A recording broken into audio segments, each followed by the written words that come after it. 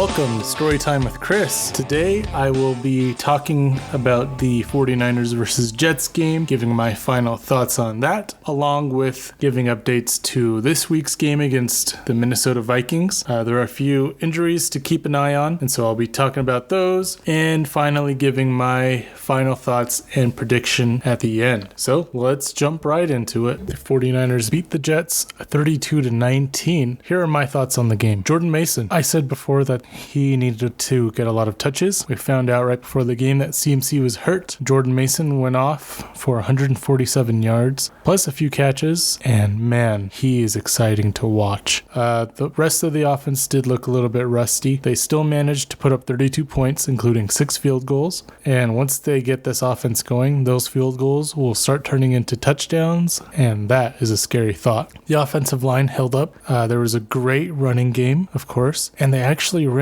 to the right side. Last year, it seemed like every time they ran the ball, it was to the left side behind Trent Williams. This year, with Dominic Pooney, he may make a huge difference in this running and passing game, which Brock had good time to pass overall. Kyle Juszczyk, Juwan Jennings, and George Kittle were utilized a little bit more, which is something that I wanted to see. And this was Kyle Shanahan at his best. They had 8 straight scoring drives.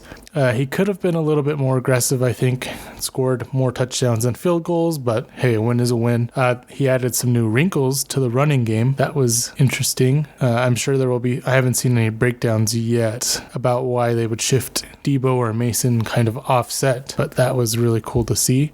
On the topic of Debo, I think they used him a little bit too much in the running game. No, Debo is not a running back. I think when he does run the ball, he does it a little bit better on jet sweeps and on screens, but straight up as a running back, I would like to see him a little bit less there. And Debo's my favorite player on the team. I just think running him up the middle is not the smartest move. Ayuk was a little bit rusty. He had that pass that was a beautifully thrown ball by Brock Purdy that he dropped in the corner of the end zone. So I think that'll just take a little bit more time. I made an observation about the wide receivers, and I haven't had a chance to watch the game again, so I can't confirm this, but I swear on run-heavy drives, the 49ers had Chris Conley and Juwan Jennings as their primary receivers. Debo and Ayuk were both out, and Conley and Jennings were primarily used as blockers. So we'll see if that's a trend going forward. It seemed like there was quite a bit of rotation in the wide receivers, actually, but I noticed on run-heavy plays, those were the 2 guys on offense. So we'll see if that's something that defenses can key on, if it's a pattern at all, or if it was a game 1 thing. But just a little observation. Brock Purdy looked great. He had a few questionable throws in a row, but I mean, I'm not concerned. It was the first game. He had that great throw to Brandon Ayuk that was dropped. Overall, I felt like this game was in control by the 49ers once they scored their first touchdown. The defense was also impressive. The run defense was impenetrable. The pass defense was solid. They held Aaron Rodgers to under 200 yards. I mean, not Aaron Rodgers, old man Rodgers. He looked good for a couple of drives, and besides that, it was a little bit of a rough outing for him. Fred Warner was flying around like he heard about how much he needs Dre Greenlaw. He heard everyone say, oh, Fred's not going to be the same without Dre, and he was everywhere, including a forced fumble against Breece Hall. Special teams was awesome. Jake Moody, 6 for 6 field goals, 2 for 2 extra points. The kickoff unit played well and didn't allow any big returns, at least none that I saw. One thing to keep in mind for the 49ers is they had a situation where with the new kickoff rules, if the ball lands in the landing zone and goes into the end zone, then the ball is placed at the 20-yard line. Whereas if it's just kicked into the end zone, it's placed at the 30. So they had that situation happen and something to keep an eye out for next going forward. But overall, a really solid win. And to me, this still looks like the best team in the NFC. And they look, it's crazy because they look rusty. They still put up 32 points, including 8 scoring drives in a row. So once they start turning those field goals into touchdowns, once that rust kicks off and it starts to become a well-oiled machine, that's a little bit scary, especially because they did it without Christian McCaffrey and a very rusty Brandon Ayuk and out of shape Trent Williams. So things are looking up. And now let's get into it. Moving on to the 49ers versus Vikings game coming up this weekend. We'll start off with the Wednesday practice reports. So, of course, the biggest news is Christian McCaffrey. It looks like he was limited in practice. Shanahan said that McCaffrey was dealing with a calf strain and Achilles tendonitis. There were rumors that the team is considering placing McCaffrey on injured reserve. However, Shanahan said that that is not the case. So I guess we'll see what goes on with McCaffrey in the Vikings game. I've said this before. Let him rest. We all saw what Jordan Mason can do. I've been on the Jordan Mason train for a long time, and I'm glad that he finally got his opportunity, and he delivered. He absolutely delivered. Now, with that being said, yes, I want Jordan Mason to get more carries, more touches, but also I don't want Shanahan to run him into the ground like he's done with McCaffrey and with Elijah Mitchell and some of the other running backs he's had before. I mean, it's great that you have a workhorse running back, but if McCaffrey's injury is serious or becomes serious, you don't want Jordan Mason to be hurt as well. You want him to be as full to 100% as he can be. I mean, injuries happen throughout the season, especially for running backs, so you want him to be as healthy as possible. I think one guy that the Niners should go out and get, and I don't know what the corresponding move would be for this, but I think you got to go out and get Matt Breida, bring him back to the squad, at least until McCaffrey is fully healthy, and maybe you do consider placing McCaffrey on injured reserve. I mean, he'd only be out 4 games. Of course, that eliminates one of the players that can return, I believe, so that would be too bad, but hey, I'd rather have this team needs to be as healthy as possible to make that final push at the end of the year. So continuing on with the injury reports, Yetur Gross-Matos did not participate in practice, and D. Winters did not participate in practice. And I believe both of those players are a long shot from playing on Sunday. Limited participants besides McCaffrey, Aaron Banks, Talanoa Hufanga, and Jawan Jennings. We saw Jawan Jennings got his ankle rolled up on a hip drop tackle, which that rule is an interesting change. I honestly don't think it's going to be very easy to enforce. I mean, sometimes tackles happen so fast that you can't tell that it's a hip drop tackle. I saw a few people on Twitter say that.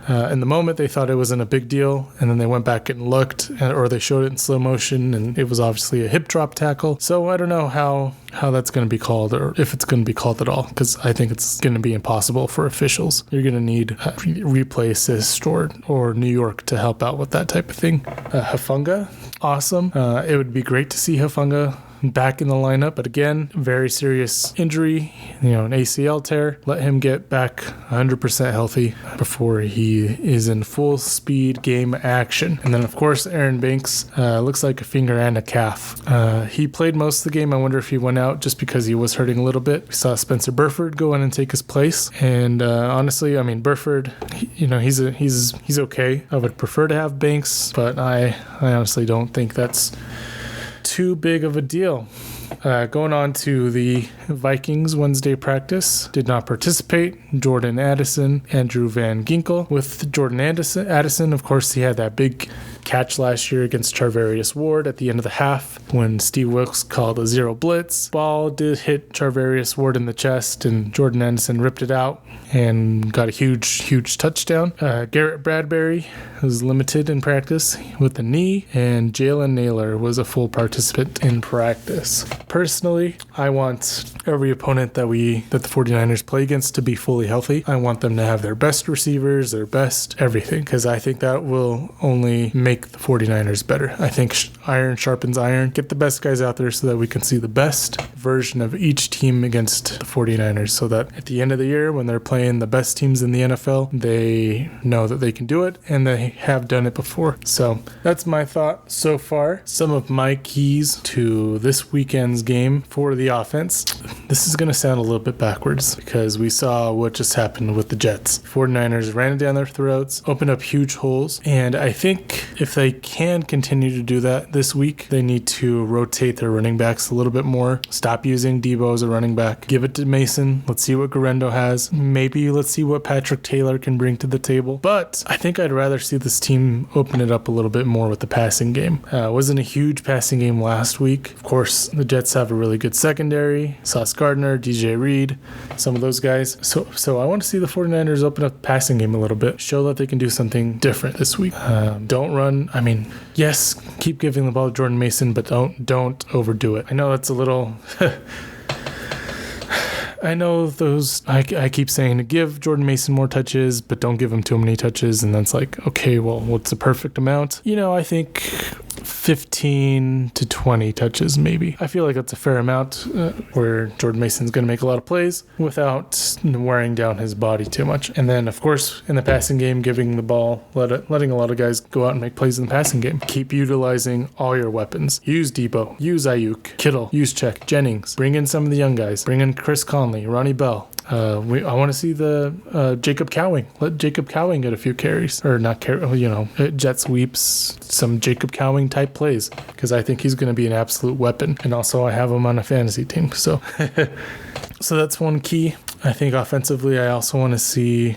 That's really it. I'd like to see this offensive line in their passing set a little bit more. They did really great stuff on the ground this week. They absolutely opened up massive holes. And the receivers, every single receiver is blocking, including Debo, Ayuk, Jennings, all of them. That was really cool to see. I think this team is bought in. So I just want to see the 49ers. You know what? I want to see them shake off a little bit more rust this week. I want to see them go out and turn some of those field goals into touchdowns. Defensive keys, I really think there's just one. That sounds really cocky. Okay, maybe there are two defensive keys, in my opinion. The first one is make them throw the ball. Shut down the running game. Put the ball in Sam Darnold's hands. Please put the ball in Sam Darnold's hands. He's a good thrower. He's got a strong arm, but I've never believed in him. I never wanted to see him play last year as a 49er. And honestly, put the ball in his hands. And that brings me to the second key, which is Justin Jefferson. If you can stop the running game, and I want to see Charvarius Ward follow Justin Jefferson. I think all our corners are talented. They're not going to stop him. He's the best wide receiver in the league. But out of all the three options, I think Charvarius Ward has the best shot at limiting Justin Jefferson. So those are my two keys, honestly. I believe in this defensive line to put pressure on Darnold, and then Darnold will do Darnold things and throw picks. I'm still waiting for underdog. I'm going to wait until the last minute to see if they have an over on Sam Darnold picks, because my bold prediction for this game is that he has 3 turnovers. I'm going with 2 picks, 1 fumble, and it's tough to win a football game when you turn the ball over 3 times. That doesn't even account for any other mistakes they might make in the game. So those are my keys for the defense. Special teams, I just talked about this with the Jets game. Moody, just keep improving. Watch out for the new kickoff rules. Sorry, that's my pressure cooker. It looks like it's ready. We're going to see if that gets cut out of the edit or not. I don't know how loud that was, or if my mic was able to pick it up. Special teams, just watch the new kickoff rules. And honestly, I would love to see what Guerrero can do. I know they had Debo back there, but we saw what Guerrero did in the preseason. So in order to keep Debo a little bit healthier, and obviously we're down McCaffrey already. So seeing Guerrero out there, and who knows, he might break a big one. You never know, right? Give him a chance. And then that's really it for me. Before we get to my final thoughts and prediction for this game, there have been a few injury updates. We'll start off with the Vikings. Harrison Smith and Brian O'Neill were added to the injury report. Looks like Harrison Smith did not participate in practice on Thursday. And it looks like Jordan Addison did not practice either. So that's too bad. Like I mentioned before, I prefer teams to be fully healthy when they play the 49ers so that we can see them at their full strength and get better. I think Christian McCaffrey has been limited since Wednesday, so that's been good. Yetur Gross-Matos and D. Winters were limited in practice on Thursday. I still don't know if they will play or not. I don't think we need D. Winters to be back quite yet, but it would be nice to get a little bit more depth on the defensive line with Yetur Gross-Matos. And I've heard Christian McCaffrey said that he is good to go for the game, but he has been saying he's good to go for a while. So I guess we'll see if that's true or not. I would prefer that he sits out until he's healthy. Like I said, this team is going to be better when he is 100%. And Jordan Mason proved that he can be a strong starting running back. I know I've said this a million times at this point, but he would be starting for 24 other teams in the NFL, if not a few more. He is that talented. He is a really, really good running back, and I would love to see him become unchained, kind of like he was on Monday night. And now we will get to my final thoughts. 49ers offensive keys this week: open up the passing game. Contrary to what I've been saying, I want to see Mason's runs limited so they don't run him into the ground, and I want to see them utilizing all their weapons: Juwan Jennings, Kyle Juszczyk, George Kittle. Pass the ball a little bit more, open up that part of the offense. And also I want to see how the O-line holds up in their pass sets. They didn't throw a lot last week. How are they going to do against this Vikings defense? And finally, shake off the rust. Stop settling for field goals, get some more touchdowns, put the league on notice. Defensively, I think there are only two keys. The first one is the main one: put the ball in Sam Darnold's hands. How do you do that? Make them limit their running game and make them throw. I'm predicting Darnold to have 2 interceptions in this game and 1 lost fumble. Limit Justin Jefferson. This is the second key. How do you do that? Charvarius Ward, follow him around. Isaac Yiadom and Demo, I feel good about those two guys on the Vikings second and third option. Special teams: Jake Moody, keep improving. 6 for 6 field goals is hard to beat, so just keep improving. I want to see the return team be a little bit more cognizant of the new rules. If the ball bounces in the landing zone, go out and catch it so that it doesn't bounce into the end zone for a touchback that goes to the 20-yard line. Also use caution with Debo returning the ball. CMC is already hurt. We don't need Debo hurt. And also stop running him up the middle. I think the Niners win this game 31-16, and it really won't be that close. I could see the Vikings scoring a last-minute garbage time touchdown or field goal at the end of the game.